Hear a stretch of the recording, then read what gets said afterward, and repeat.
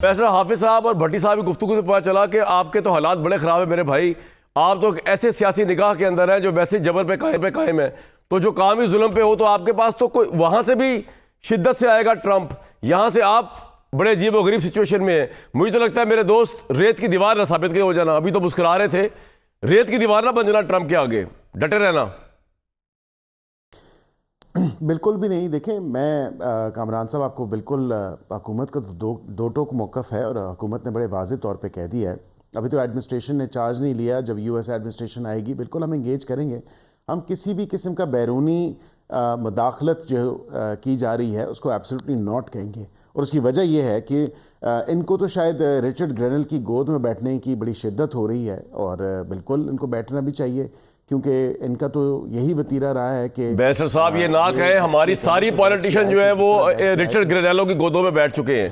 क्या मैं 99 से शुरू करूं? क्या मैं आऊं 2008 में? मैं कतन नहीं। क्या मतलब कतन? 99 में किस तरह हुआ था सारा माहिदा?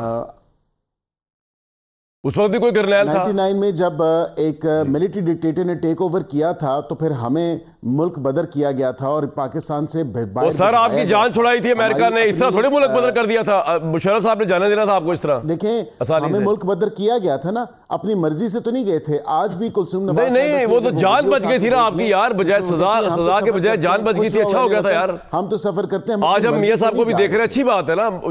मुशर्रफ साहब भी अच्छे आदमी थे, उन्होंने भी जियाउल हक की तरह फांसी नहीं दी, तो ये भी तो अप्रिशिएट करें ना जी। ये अप्रिसिएशन की बात नहीं है।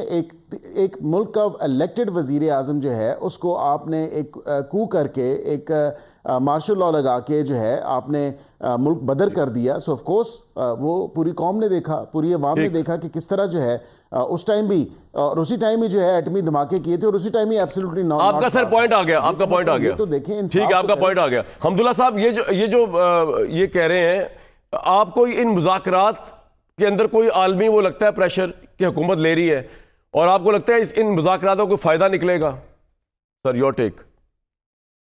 नहीं, देखिए कामरान साहब, मैं जो मुज़ाकरात हुकूमत, मैंने पिछले दिन भी कहा, जो पीटीआई की तरफ से जो कमेटी है या हुकूमत की तरफ से जो स्पीकर साहब ने कमेटी तश्कील दी है, मैंने तो पहले दिन भी कहा कि ये कमेटी खेलेंगे, इस मुज़ाकरात का कोई नतीजा नहीं निकलेगा। वो इसलिए कि पीटीआई की जो कमेटी है उस कमेटी के इख्तियारात अडियाला जेल में और हुकूमत की जो कमेटी है इसके इख्तियारात पिंडी में, तो लिहाजा हुकूमत भी मजबूर महज है और पीटीआई की कमेटी तो उनकी क़ियादत वहाँ है, वो भी वहाँ। अब कमेटी नशस्त और ख़ास गुफ्त शनीद के अलावा और क्या नतीजा निकल सकेगा? मेरे ख्याल में ये मुज़ाकरात नहीं होंगे, ये सिर्फ मज़ाकरात होगी। ठीक है, बिल्कुल जी। अकील साहब, आप तो वैसे ही बेख्तियार है, पावरलेस लोग हैं आप, क्या किया जाए आपका? तो देखें, ये कहने के लिए तो शायद एक पॉलिटिकल पॉइंट स्कोरिंग की हद तक तो इनकी बात होगी, लेकिन अगर वाकई हम बेख्तियार होते तो जो पाकिस्तान की मईशत की बेहतरी के लिए जो हमने अहम फैसले लिए या जो डिप्लोमेटिक दीगर ममालिक के साथ अपने जितने भी हमारे ताल्लुकात थे उनमें बेहतरी लेके, सर पॉइंट आ गया आपका। मेरे पास जरा ब्रेक से पहले किल्लत है, मैं आपकी ये बात बड़ी आपने दरिया कूदे भाई, ये जो इकोनॉमिक मामला और हमें जो कर्जे और सारा कुछ हुआ, ये इस्टेब्लिशमेंट की वजह से हुआ या हुकूमत की वजह से हुआ है? भट्टी साहब, भाईजान, बाहर से जो पैसे आ रहे हैं वो आर्मी चीफ साहब की वजह से हैं। जो मुल्क तब वो फिर रहे हैं और ताल्लुकात बेहतर कर रहे हैं वो भी आर्मी चीफ साहब की वजह से हैं।